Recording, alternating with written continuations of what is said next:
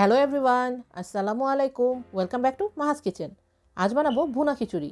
এই ভুনা খিচুড়িটি আমরা সবাই ডিফারেন্টভাবে বানিয়ে থাকি। খেতে খুবই টেস্টি এবং ইজিভাবেই বানানো যায়।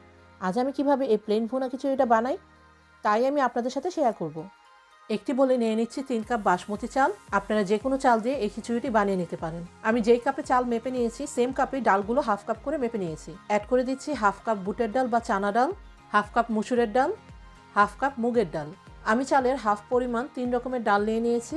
আপনারা আপনাদের পছন্দ মতো ডালের পরিমাণটা কম বেশি করে নিতে পারেন। এবার চাল এবং ডালগুলো ওয়াশ করে উপরে 2 থেকে 3 আঙ্গুল পরিমাণ পানি রেখে 1 থেকে 1.5 ঘন্টার জন্য ভিজিয়ে রাখবো। একটি গরম ফ্রাইং প্যানে অ্যাড করে নিচ্ছি 3/4 কাপ অয়েল। অ্যাড করে দিচ্ছি 3টা তেজপাতা, 4টা ছোটো এলাচ মাঝখানে ভেঙে নিয়েছি, 3 স্লাইস মাঝারি দারচিনি আর 4টা লং। মশলাগুলো 30 to 40 সেকেন্ডের জন্য হালকা গন্ধ না আসা পর্যন্ত ভেজে নিব। অ্যাড করে দিচ্ছি 2টা মিডিয়াম সাইজ অনিয়ন স্লাইস করে কাটা। অনিয়নটা হালকা গোল্ডেন না হওয়া পর্যন্ত কুক করে নিব।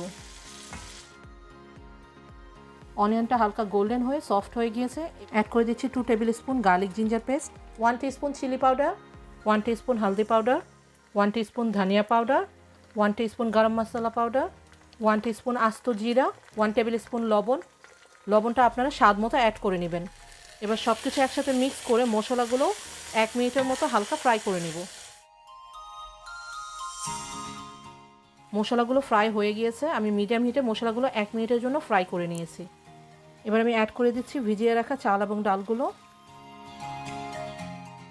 এবার সব কিছু একসাথে মিক্স করে নিয়ে 3 থেকে 4 মিনিট হালকা ফ্রাই করে নিব।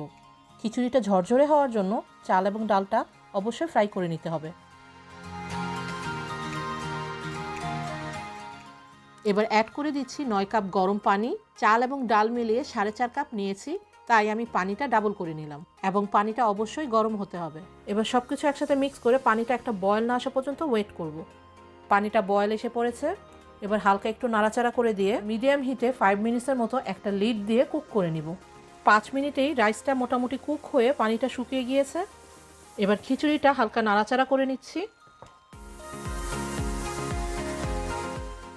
খিচুড়ির চাল এবং ডাল হালকা সফট না হওয়া পর্যন্ত লো হিটে একটা লিড দিয়ে কুক করে নিব এবং খিচুড়িটা মাঝে মাঝে হালকা নাড়াচাড়া করে দিব। খিচুড়ির চাল এবং ডালটা কুক হয়ে সফট হয়ে গিয়েছে। অ্যাড করে দিচ্ছি 6-7টা গ্রিন চিলি। আরও অ্যাড করে দিচ্ছি 1.5 টেবিল স্পুন ঘি। খিচুড়ির সাথে ঘিটা মিক্স করে নিব।